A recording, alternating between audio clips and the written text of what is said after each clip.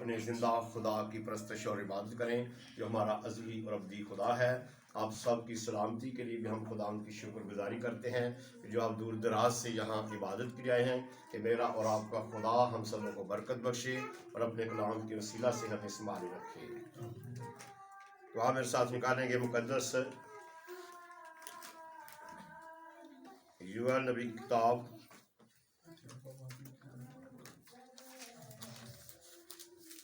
اس کا 2 باب اور اس کی 12 آیت۔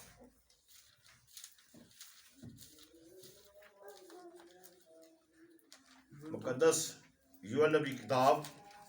اس کا 2 باب اور اس کی 12 آیت۔ لیکن خداوند فرماتا ہے، اب بھی پورے دل سے اور روزہ رکھ کر اور گریہ و زاری و ماتم کرتے ہوئے میری طرف رجوع لاؤ، اور اپنے کپڑوں کو نہیں بلکہ دلوں کو چاک کر کے خداوند اپنے خدا کی طرف متوجہ ہو، کیونکہ وہ رحیم، وہ مہربان، قہر کرنے میں دھیما اور شفقت میں غنی اور عذاب نازل کرنے سے باز رہتا ہے۔ آمین۔ میرا اور آپ کا خدا آج کے کلام کے وسیلہ سے جو اب ہماری زندگی میں آ چکا ہے ہمیں برکت بخشے، اور ہم خداوند کی شکر گزاری کرتے ہیں کہ آج دوپہر ہم خداوند کے قدموں میں ہیں، اور اس کا کلام جس کے وسیلہ سے ہم زندگی، اطمینان، تسلی، رہائی اور برکت پاتے ہیں۔ جیسے کہ ہم انسان ہوتے ہوئے چاہتے ہیں کہ ہماری اولاد جو ہے پورے دل سے، پوری جان سے والدین کے تابع رہے، ان کے فرمانبردار رہے، ان کی ہر بات پر توجہ کرے اور اپنے والدین سے برکت پائے اور سلامتی میں رہے۔ اور اسی طرح میرا اور آپ کا خدا جو ہم سے بے حد محبت کرتا ہے، کہ جس نے ہر بنی انسان کو خلق کیا، اور جب انسان گناہ کے سبب سے اس موت میں چلا گیا تو خدا کا بیٹا یسوع مسیح اس لیے آیا تاکہ ہم زندگی پائیں اور کثرت کی زندگی پائیں۔ اور کثرت کی زندگی پانے کے لیے ہمیں ضرورت اس بات کی ہے کہ ہم پورے ایمان، پورے بھروسے کے ساتھ اپنے زندہ خدا کے کلام کو سنیں اور قبول کریں اور اس پر عمل کریں، تاکہ ہم اس کلام کے وسیلہ سے برکت پائیں۔ انسان کی زندگی کو اگر دیکھا جائے تو جب خدا نے آدم اور حوا کو بنایا اور خدا نے خوبصورت باغ لگایا اور اس باغ میں ایک درخت لگا دیا، اور آدم کو کہہ بھی دیا کہ آپ نے ہر درخت کا پھل کھانا ہے لیکن اس پھل کو آپ نے نہیں کھانا، کیونکہ اگر خدا چاہتا تو یہ درخت نہیں بھی لگا سکتا تھا۔ اس کی کیا ضرورت تھی؟ جب خدا خود ٹھنڈے وقت میں آتا تھا، وہاں سیر کرتا تھا اور خوش رہتا تھا، لیکن خدا جاننا چاہتا تھا کہ انسان کو جس کو میں نے بنایا ہے یہ میری بات پر عمل کرتا ہے یا نہیں، نافرمانی کرتا ہے کہ یا فرمانبرداری کرتا ہے۔ لیکن انسان کے اگر دیکھا جائے تو ہم آگے جا کر دیکھیں گے کہ انسان کے 2 دل ہیں، ایک ہے نیکوکاری کے لیے اور ایک ہے جسمانی سوچ کرتا ہے اور ایک روحانی سوچ کرتا ہے۔ لیکن خدا چاہتا ہے کہ ہماری سوچیں، ہمارے خیال، ہمارے جو منصوبے ہیں یہ خدا کی مرضی کے مطابق ہوں، اور اسی لیے یہاں لکھا ہے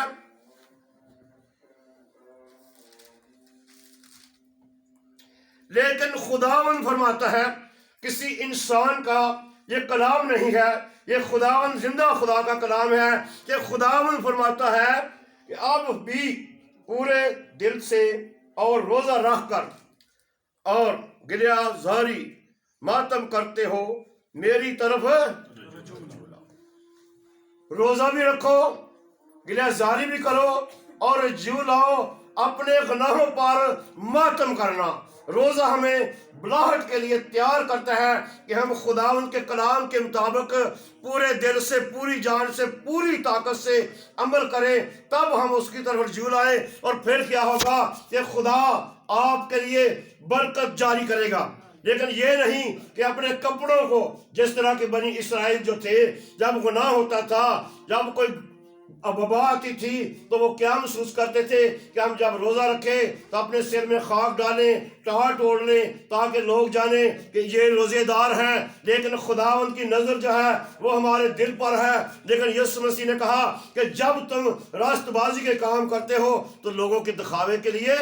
نہ کرو، بلکہ اس خدا کے لیے کرو جس نے آپ کو خلق کیا ہے، جس نے آپ کو بنایا ہے۔ آپ اپنا ہاتھ منہ دھوئیں اور اپنی پوشیدگی میں رہ کر اپنے آپ کو ایسا تیار رکھیں کہ جیسے دلہن اپنے دولہے کے لیے تیار رہتی ہے، تاکہ میں اسے اچھی لگوں، کیونکہ لوگوں کو نہیں بلکہ میں جو دیکھتا ہوں، میری آنکھیں جو تمام روح زمین پر گھومتی ہیں، وہ آپ کو پسند آ جائیں،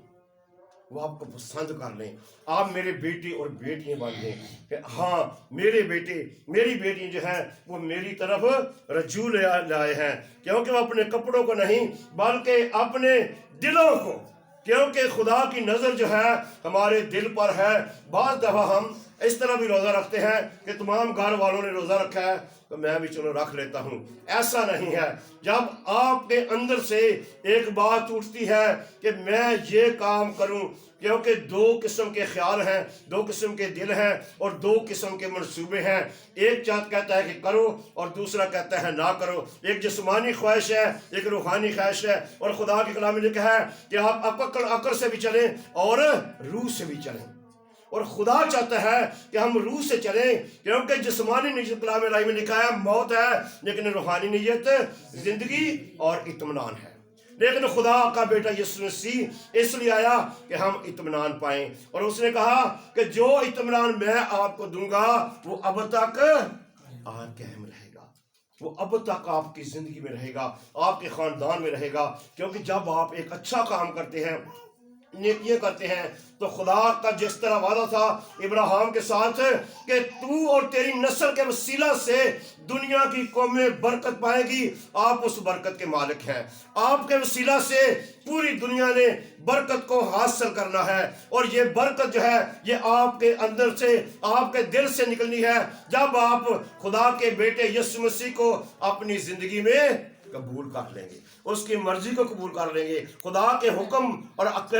جو قانون ہیں ان کو اپنی زندگی میں لے لیں گے، تو پھر ایسا ہوگا، کیونکہ خدا کہتا ہے کہ تم اپنے کپڑوں کو نہیں بلکہ اپنے دلوں کو چاک کر کے خداوند اپنے خدا کی طرف متوجہ ہو۔ ضرورت ہم اس بات کی ہے کہ ہم اپنے خدا کی صرف میرا اور آپ کا خدا جانیں کہ یہ میرا بیٹا راست باز ہے، یہ نیکوکار ہے، اس نے روزہ رکھا ہے، اس نے راست کی ہے تاکہ یہ مجھ سے برکت حاصل کر لے اور ہمیشہ کی زندگی کا وارث بن جائے۔ اور اگر ہم بہت کچھ کریں، اگر ہم خداوند کے کلام کو پہلا درجہ نہیں دیتے تو ہم کبھی بھی برکت نہیں پا سکتے۔ جس طرح مان بیٹے نے کہا کہ جو کوئی زندگی میں بھلائی دیکھنا چاہتا ہے وہ خدا کے کلام پر توجہ کرے، اور اگر آپ کلام کا مطالعہ کریں تو جتنے لوگوں نے اس کلام پر توجہ کی، اسے اپنی زندگی میں لیا، اسے قبول کر لیا، داؤد کی طرح کہہ دیا کہ میں نے تیرے کلام کو اپنے دل میں رکھ لیا تاکہ میں تیرے خلاف گناہ نہ کروں، اور اے خداوند اگر میں بدی کو اپنے دل میں رکھتا تو تو میری نہ سنتا۔ اس کا مطلب یہ ہے کہ ہم اگر بدی کو اپنی زندگی میں رکھیں گے تو پھر ہم کبھی بھی نجات زندگی نہیں پا سکتے۔ اور جب ہم یوب کی کتاب پڑھتے ہیں تو وہاں لکھا ہے کہ تیرے خیموں سے تیرے گھر کی چاروں طرف سے ہر طرح کی ناراستی کو نکال دیا جائے، بدی کو نکال دیا جائے۔ اگر تو سلامتی اور بھلائی چاہتا ہے اپنی زندگی کی، اپنے خاندان کی، اپنے کلیسیا کی، اپنے علاقے کی، اپنے شہر کی، تو ہمیں ضرورت اس بات کی ہے کہ جب ہم خدا کے ساتھ وفادار رہیں گے تو کلام میں لکھا ہے کہ خدا آپ کا جو ہے وہ آپ کے ساتھ کیا ہوگا؟ وفادار رہے گا،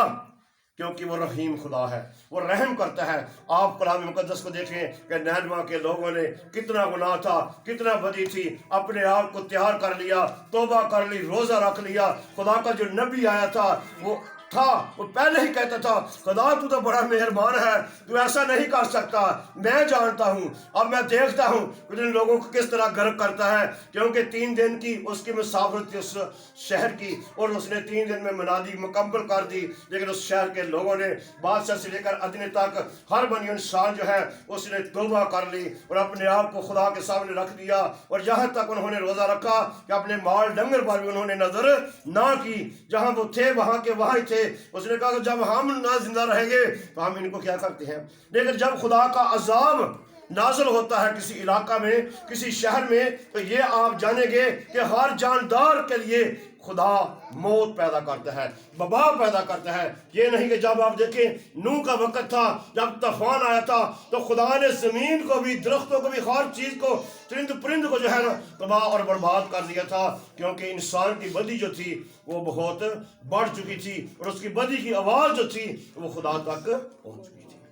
اور اگر ان لوگوں نے توبہ کر لی تھی تو خدا نے انہیں بچا لیا، ان کے روزے کو، ان کی گریہ جاری کو، ان کی بھوک کو خدا نے دیکھا کہ میرے بیٹے میری بیٹیاں کس حال میں ہیں۔ جب آپ روزہ رکھتے ہیں تو خدا آپ کو بڑی برکت دیتا ہے، لیکن روزہ رکھنے سے پہلے آپ کو ضرورت ہے کہ اپنے آپ کو اس کے لیے تیار کریں۔ جیسے کہ کلام میں لکھا ہے کہ جو شکر گزاری کی قربانی کو نظارتا ہے وہ میری تمجید کرتا ہے، لیکن جو اپنا چال چلن درست رکھتا ہے اس کو میں خدا کی نجات دکھاؤں گا، کیونکہ ہمارے چال چلن کے وسیلہ سے ہم اس نجات میں شامل ہو سکتے ہیں، اس زندگی میں شامل ہو سکتے ہیں۔ اگر ہم کروڑوں لاکھوں دے یقیے دیں، ہدیے دیں، نذرانے دیں، اگر ہمارا چال چلن خدا کو پسند نہیں تو وہ ہماری قربانیاں بھی خدا کو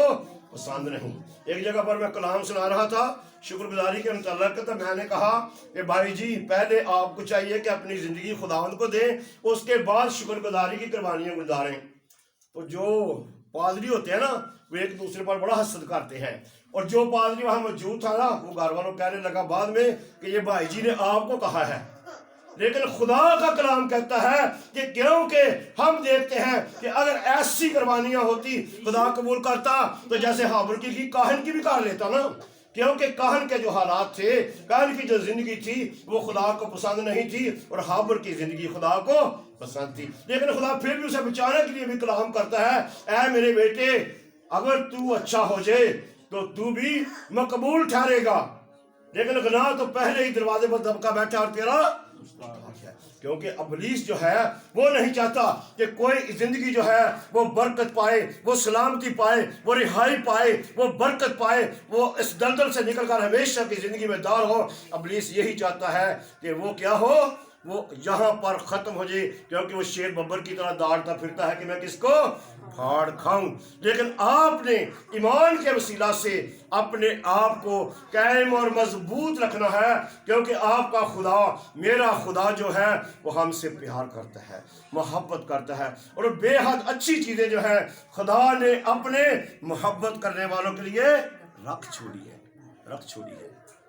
کیونکہ وہ آپ سے پیار کرتا ہے، وہ آپ سے محبت کرتا ہے، کیونکہ وہ رحیم و مہربان اور قہر کرنے میں دھیما اور شفقت میں غنی اور عذاب نازل کرنے سے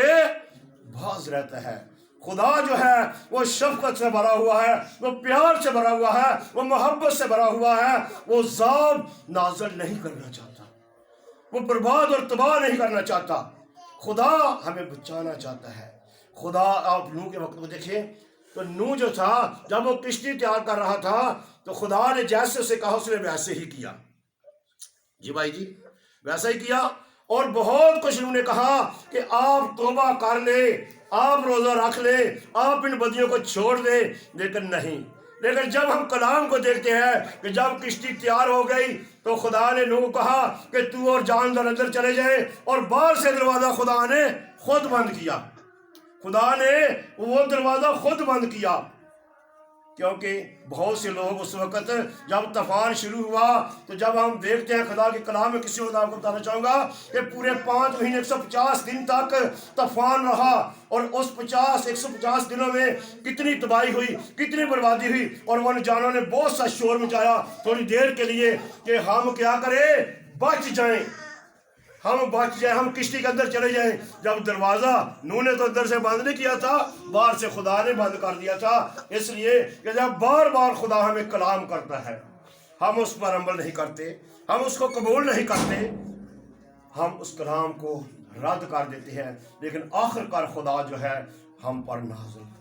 عذاب کر دیتا ہے، کیونکہ کلام میں لکھا ہے خدا مبارک ہے جو آج بھی ہمارے گناہوں کا بوجھ اٹھاتا ہے اور موت سے نکلنے کی راہیں ہمارے لیے پیدا کرتا ہے، لیکن خدا اپنے دشمنوں کے سر کو اور متوا کر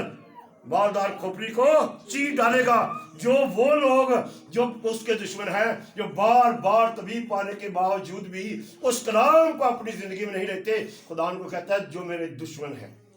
جو کلام کو سنتے نہیں، कबूल नहीं करते, और फिर वो क्या होते हैं, उनकी बालदार खोपड़ी को मैं चीर डालूंगा। वो इसी तरह है कि खुदा हमें हर लिहाज से तबाह और बर्बाद कर देता है। हमारी ज़िंदगी, हमारे ख़ानदान, हमारे बहन भाई जो हैं वो मुसीबतों में और दुखों में चले जाते हैं, क्योंकि वो पूरे दिल से अपने खुदा के फरमाबरदार बेटे नहीं बनते, बेटी नहीं बनती। और जो लोग खुदा के कलाम को कबूल कर लेते हैं, क्या लिखा है कि वो रहीम खुदा है, वो मेहरबान खुदा है, वो प्यार करने वाला खुदा है, वो मोहब्बत करने वाला खुदा है, और वो हमें बचाने की कुदरत रखता है। लेकिन हमें ज़रूरत इस बात की है कि हम उसके कलाम को अपने दिल में रखें,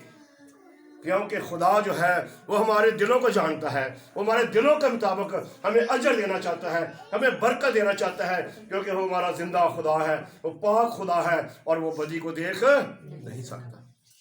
और खुदा चाहता है कि हम बदी ना करें, बल्कि खुदावंद की सिर्फ मर्जी को पूरा करें, क्योंकि वो आपका खुदा, वो मेरा खुदा, वो ज़िंदगी देने वाला खुदा है। यिर्मयाह नबी किताब उसका 5 बाब और उसकी 23 आयत में लिखा है, लेकिन यिर्मयाह 5 बाब उसकी 23 आयत से, लेकिन इन लोगों के दिल बागी और सरकश हैं, इन्होंने सरकशी की और दूर हो गए। खुदा कहता है कि इन लोगों के जो दिल हैं वो सरकश हैं, ये मुझसे दूर हो चुके हैं। लेकिन खुदा आपको नज़दीकी चाहता है, खुदा आपको बरकत देना चाहता है, खुदा आपको अच्छी अच्छी नेमतें देना चाहता है। यहाँ आगे आप जाकर देखेंगे कि खुदा आपसे कितना प्यार करता है, कैसे आपको अच्छी चीजें देना चाहता है। उन्होंने सरकशी की और दूर हो गए। उन्होंने अपने दिल में ना कहा कि हम खुदावन अपने खुदा से डरें। इतने नाफरमान थे कि बार बार बनी इसराइल जो थे वो गुनाह में गिरते थे। बार बार उन्होंने खुदा के मंसूबों को तंग किया। जब मूसा जो है खुदा के पास जाता है, 40 दिन वो रोजे में है, उसके सामने गिरा हुआ है, गड़गड़ाता है अपनी कौम के लिए, और खुदा उसे हुक्म देता है। और लोग क्या करते हैं कि हारून जो है वो उनके छोड़ के गया उनके पास कि आप इनका ख्याल रखें। लेकिन वो आते हैं हारून को इतना मजबूर, इतना परेशान कर देते हैं कि हमारे लिए एक देवता होना चाहिए, क्योंकि उन्होंने वो मज़ा देखा था कि मिस्र में लोग देवतों की परस्तिश और इबादत करते थे। लेकिन खुदा ने इसीलिए गुलामी निकाला था कि ये फिर इस दलदल में वापस ना जाएं। मेरे लोग जो थे वो यहाँ खुश नहीं है। लेकिन उन्होंने इतना उसको मजबूर किया, उसने मजबूर होकर कहा कि आप अपने बेटे, अपनी बेटियाँ, अपने भी बच्चों के जो जेवरात हैं वो मेरे पास ले आए। और उसने आग में डाला और लिखा कि एक बछड़ा तैयार हो गया, उसे तराशा और एक बछड़ा बना दिया। और कितना दुख खुदा को इस बात पर हुआ कि जब हम किसी गैर मबूद की इबादत करते हैं, गैर मबूद को अपना खुदा मान लेते हैं, तो खुदा खुश नहीं होता, हमें माफ़ नहीं करता, क्योंकि वो बेहद प्यार करने वाला खुदा है। खुदा इतनी मोहब्बत करता है, लेकिन हर चीज़ को खुदा बर्दाश्त करता है। जितने नबी पैदा हुए, जितने नबियों ने खुदा उनकी तबलीग की, तो हर एक को उसने यही कहा कि गैर मबूदों के पीछे ना भागना, क्योंकि इनका पीछे भागने वालों का काम बढ़ जाता है। अगर उन्होंने ऐसा किया तो फिर वो उस अच्छे मुल्क में पहुंच ना सके। रात को भाई रमान कलाम सुना रहा था, बहुत अच्छा पैगाम था गिनती की किताब में से, कि हम देखते हैं कि खुदा ने कितने लोगों को मिस्र से निकाला और कितने लोग रास्ते में एक ही साल में तबाह और बर्बाद हो गए। और जब रास्ते आस्ते वो ख़त्म होते गए, खुदा का तो कहर ऐसा था कि सबको एक ही जगह घर कर रख देना चाहता था। लेकिन खुदा चाहता था कि अगर ये सारे मर गए तो मिस्र के लोग कहेंगे कि खुदा ने क्या किया है। और दूसरी बात ये कि जंगली जानवर जहाँ बहुत जहाँ हो जाएंगे और इन्हें फाड़ खाएंगे, तबाह और बर्बाद कर देंगे। लेकिन खुदा मोहब्बत करता है। बहुत दफ़ा उसने बहुत सी बीमारियों से ने बचाया और कहा कि किसी तरह ये मुकम्मल तौबा कर लें पूरे दिल से, लेकिन वो पूरे दिल से नहीं मानते थे। आज भी हम बहुत से लोग हैं जो हम पूरे दिल से अपने खुदा की बात को नहीं सुनते, क्योंकि जैसे हम कब्रिस्तान में जाते हैं जब किसी मुर्दा को दफन करने के लिए, तो उस वक्त हमारे दिल जो है वो बहुत नरम हो जाते हैं। लेकिन जैसे हम कब्रिस्तान से बाहर निकलते हैं हमारे वही काम फिर شروع ہو جاتے ہیں، لیکن خدا ایسا نہیں چاہتا۔ خدا چاہتا ہے کہ جیسے میرے سامنے ہو اسی طرح سے میں تمہیں دیکھتا رہوں، کیونکہ تمہارا چال چلن ایسا ہو کہ مجھے پسند آئے۔ جب ہمارا چال چلن خدا کو پسند آئے گا تو ہمارا روزہ بھی قبول ہوگا، ہماری خیرات بھی قبول ہوگی، ہماری ہر بات جو ہے وہ خدا کو اچھی لگے گی۔ لیکن دیکھنے سے بات ہوا ہے کہ خدا کا ڈر جو ہے وہ ہماری زندگی میں ہونا بہت ضروری ہے۔ لیکن جب خدا کا ڈر ہماری زندگی میں نہیں ہوگا تو پھر کیا ہوگا؟ اپنے دل میں نہ کہا کہ ہم خداوند اپنے خدا سے ڈریں، اپنے دل میں نہیں کہا کہ ہم خداوند اپنے خدا سے ڈریں، جو پہلی اور پچھلی برسات وقت پر بھیجتا ہے، فصل کے مقرر وقتوں کو ہمارے لیے موجود کر رکھتا ہے۔ تمہاری بدکاری، اب جو ہمارے گناہ ہیں، دیکھیں یہ کون کون سی نعمتیں اور کون کون سی برکتیں روک دیتی ہیں جب ہم نافرمانی کرتے ہیں، بدکاری میں چلے جاتے ہیں، گناہ میں ہوتے ہیں۔ تمہاری بدکاری نے ان چیزوں کو تم سے دور کر دیا اور تمہارے گناہوں نے اچھی چیزوں کو تم سے باز رکھا۔ روک لیا ہمارے گناہوں نے ان برکتوں کو، ان نعمتوں کو جو خدا ہمیں دینا چاہتا تھا، ان کو روک لیا، کیونکہ ہم اس لائق نہ تھے۔ ہم نے خدا کی نافرمانی کی، لیکن ہمارا خدا جو ہے وہ زندگی اطمینان دینے کی قدرت رکھتا ہے، وہ اچھی جگہ دینے کی قدرت رکھتا ہے، وہ اچھی نعمت لکھا ہے، چونکہ تو نے مجھ سے دل لگایا ہے اس لیے میں تجھے چھڑاؤں گا اور میں تجھے سرفراز کروں گا۔ سرفرازی جو ہے وہ خدا کے بیٹے کے پاس ہے، خدا کے پاس ہے، اور کوئی بنی انسان دینے کی قدرت نہیں رکھتا، کیونکہ خدا کے پاس پورا اختیار ہے، وہ سب کچھ کرنے پر قادر ہے، کیونکہ اسی نے انسان کو بنایا ہے اور ہم سب اسی کے ہاتھ کی کاریگری ہے۔ لیکن خدا چاہتا ہے کہ میرے لوگ میرے فرمانبردار رہیں اور اچھی چیزیں جو میں نے ان کے لیے رکھی ہے اسے کیا کریں؟ وہ مجھ سے حاصل کر لیں، وہ قبول کر لیں اور برکت پا لیں، کیونکہ یہ برکت جو ہے یہ خدا کے بیٹے یسوع مسیح کے پاس ہے اور وہی ہمیں دینے کی قدرت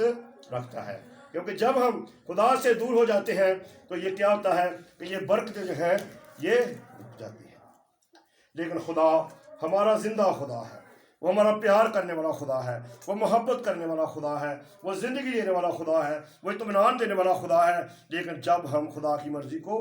پورا کرتے ہیں، کیونکہ کلام الہی ہمیں برکت اور سلامتی بخشتا ہے، اور کلام الہی میں لکھا ہے، یعقوب کا عام خط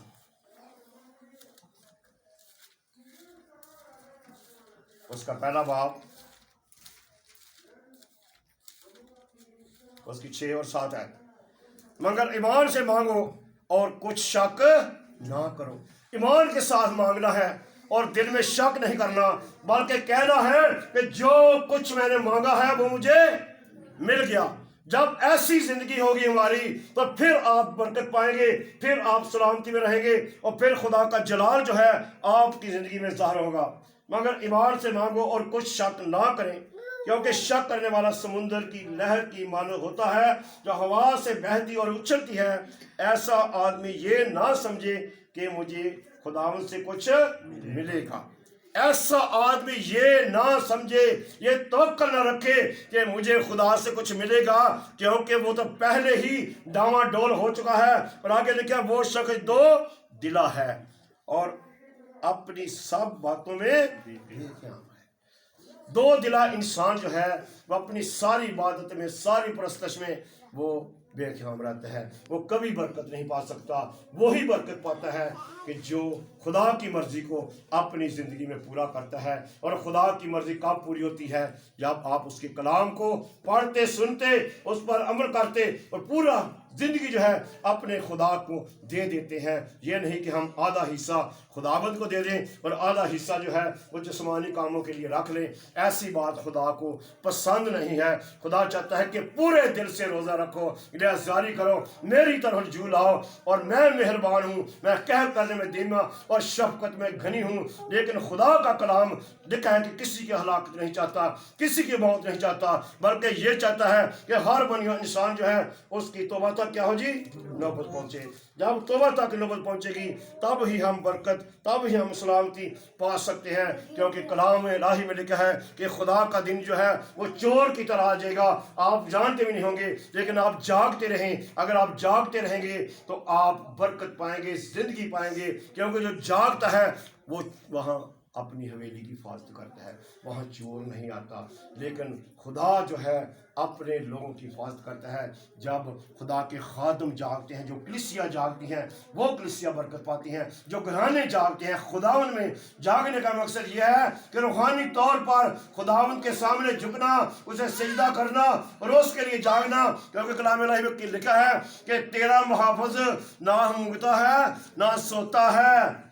वो हर वक्त जागता है हमारे लिए। जब भी आप खुदा के सामने फरियाद करेंगे तो खुदा आपकी सुनेगा, आप पर रहम करेगा, आप पर तरस खाएगा और आपकी ज़िंदगी में बड़े बड़े जलाली काम करने की कुदरत रखता है, क्योंकि वो जिंदा खुदा है, वो अबदी खुदा है, वो अजली खुदा है और वो मेहरबान खुदा है। लेकिन जब हम ईमान के साथ उसके कदमों में आते हैं तो खुदा हमारे साथ होता है। और कलाम इलाही की ये आखिरी वादे के साथ मैं कलाम को बंद करूंगा जी। आगे से निकालेंगे पत्रस दूसरा, उसका 3 बाब और उसकी 10 ऐसे हम पढ़ेंगे जी मान। लेकिन खुदावंद का दिन चोर की तरह आ जाएगा। उस दिन आसमान बड़े शोरगुल के साथ बर्बाद हो जाएंगे और अजराम फल्क हरारत की शिद्दत से पिघल जाएंगे और जमीन और उस पर के काम जल जाएंगे। जब ये सब चीजें इस तरह पिघलने वाली हैं तो तुम्हें पाक चाल चलन और दीनदारी में कैसा कुछ होना चाहिए और खुदा के उस दिन के आने का कैसा कुछ मुंतजर और मुश्ताक रहना चाहिए, जिसके बायस आसमान आग से पिघल जाएंगे और इजराम फल्क हरारत की शिद्दत से गल जाएंगे। लेकिन उसके वादे के मुआफिक हम नए आसमान और नई जमीन का इंतजार करते हैं जिनमें रास्तबाजी बसी रहेगी। आमीन। खुदा के कलाम में लिखा है कि जब जमीन और आसमान उस दिन ऐसे पिघल जाएंगे, ये पहाड़ भी पिघल जाएंगे और इंसान जो है ये तो बहुत कमजोर है। जब सब चीजें इस तरह पिघलने वाली हैं तो आपका चाल चलन कैसा होना चाहिए, क्योंकि उसमें क्या है कि रास्तबाजी जो है वो बसी हुई है, उसमें रास्तबाजी जो है वो बसी रहेगी और वही रूहें बचेंगी जो खुदा के खौफ में है, क्योंकि आपका खुदा मेरा खुदा कहता है। लेकिन उसके वादे के मुताबिक हम नए आसमान और नई जमीन का इंतजार करते हैं, जिसके लिए आप इबादत करते हैं, जिसके लिए आप रोजे रखते हैं कि हम फरदौस के मालिक बने। लेकिन जब ये सब चीज़ें पिघलने वाली हैं तो आपको पूरे दिल से, पूरी जान से, पूरी कुव्वत से, पूरी ताकत से अपने ज़िंदा खुदा की इबादत और परस्तश करने की ज़रूरत है, जिसके लिए हम इंतज़ार कर रहे हैं। लेकिन उसमें क्या है, उसमें रास्तबाजी बसी रहेगी। वहाँ लिखा है कोई बदकार जा नहीं सकता। खुदा का बेटा यीशु मसीह इसलिए आया कि हमें हलाकत से निकाल कर उस ज़िंदगी में दाखिल करे। और फिर कलाम में लिखा है कि मैं इसलिए आया हूँ कि आप ज़िंदगी पाएँ और कसरत की ज़िंदगी पाएँ। और यीशु मसीह हमें कसरत की ज़िंदगी देने के लिए आज भी हर एक इंसान की ज़िंदगी में, हर एक दरवाजे में खड़ा है, हर एक ख़ानदान के दरवाजे में खड़ा है। ऐ मेरे बेटे, ऐ मेरी बेटी, मेरे पास आ जा, मैं तुझे हमेशा की ज़िंदगी दूंगा, क्योंकि मैं तेरा खालिक हूँ, मैं तेरा मालिक हूँ। मैंने तेरे लिए अपने खून का आखिरी कतरा सलीब पर बहाया ताकि मेरे बेटे मेरी बेटियाँ जो है वो निजात और ज़िंदगी पाएँ। और आज खुदा चाहता है कि हम पूरे दिल से, पूरी जान से खुदावंद अपने खुदा की इबादत परस्तश करें। और तब ही लिखा कि मैं तेरी रोटी और पानी पर बरकत दूंगा। आपके लिए हर बरकत के दरवाजे जो है उसी वक्त खुलेंगे जब आप पूरे दिल से खुदावंद को अपना मनजी निजात देने वाला और खुदावंद कबूल करेंगे। खुदावंद इस कलाम के वसीला से मुझे और आप सबको बरकत बख्शे।